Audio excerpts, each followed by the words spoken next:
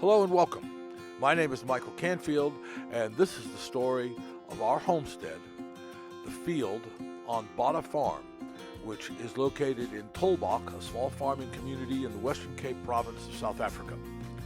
It was our vision to build a house out of shipping containers and repurposed and upcycled material, be as sustainable as possible and completely off the grid.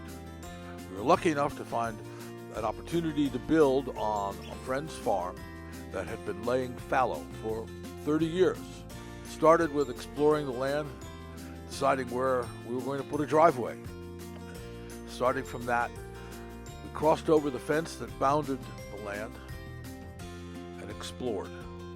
Hopefully, we identified a really good spot to build our homestead. It's really beautiful here.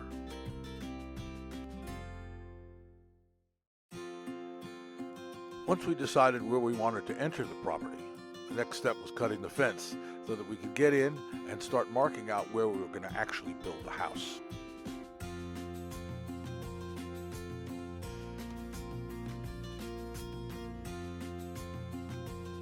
Ta-da! Now that the fence is cut, I spent the better part of a day just wandering around the property, thinking about where we wanted to orientate the house, how it was going to face, where the prevailing wind was, where's east, west, north, and south.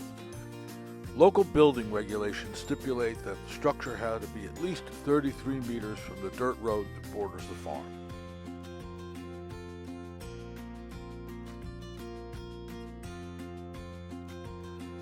Once I'd set out the 33-meter offset, next I had to figure out how and where we were going to place the structure.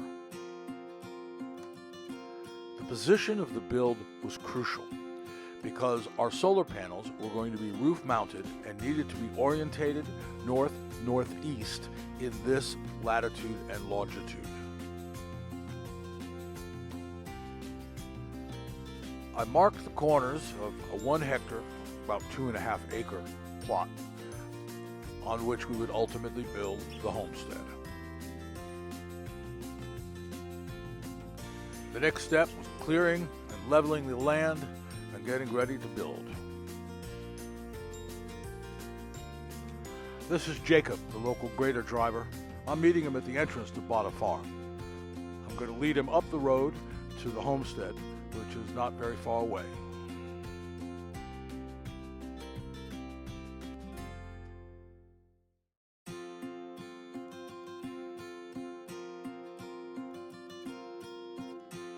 These guys do an amazing job.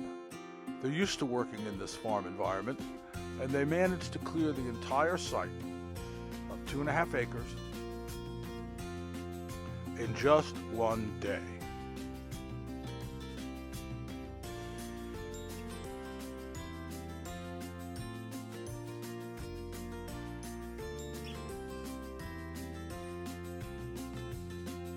I was very impressed.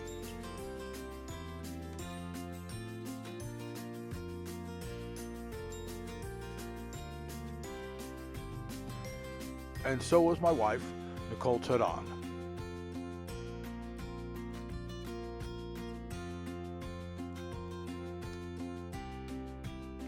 Now that the land is cleared, we can start to get a real picture of what's about to happen here.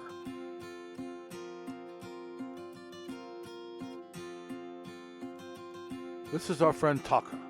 He's a civil engineer who's been working in Tolbok, building electricity pylons across the valley. We're really lucky to have him here. Taka's helping me set out the placement of the pillars that are going to become the foundation to support the shipping containers that we're going to use as the main structure of our build. The land here is incredibly rocky. It's an old river bottom, and even though we're more than 200 meters above the river now, in ancient times this was riverbed and there's more rocks than earth.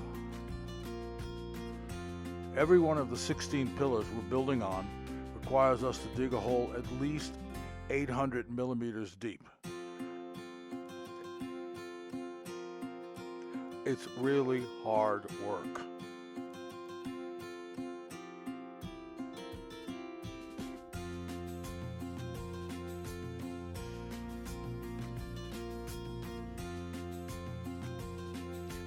We stumbled on an old salvage yard about 50 kilometers from here in the town of Wellington. What we found there are these old liners of geysers, or hot water heaters. They're made out of fiberglass.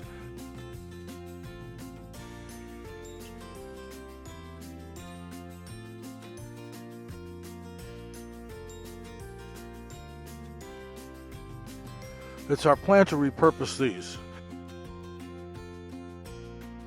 to use them rather than plywood or shutterboard to hold the cement and steel that'll ultimately become the pillars that'll support the structure.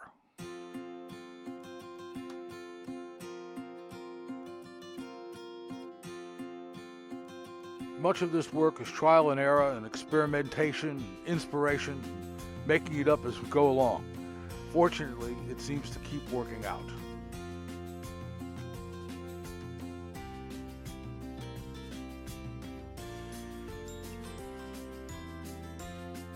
It takes time to get this right. Each row of pillars takes us about a week to 10 days to get in place.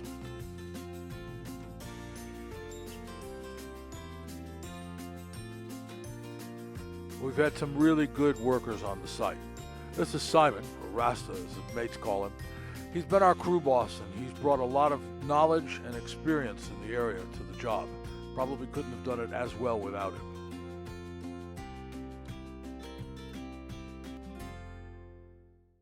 So there we have it, 16 pillars ready for the next step. And what's the next step? The delivery of the containers. We're really excited about that. They're going to arrive on June the 1st, 2017, and then the real work is going to begin.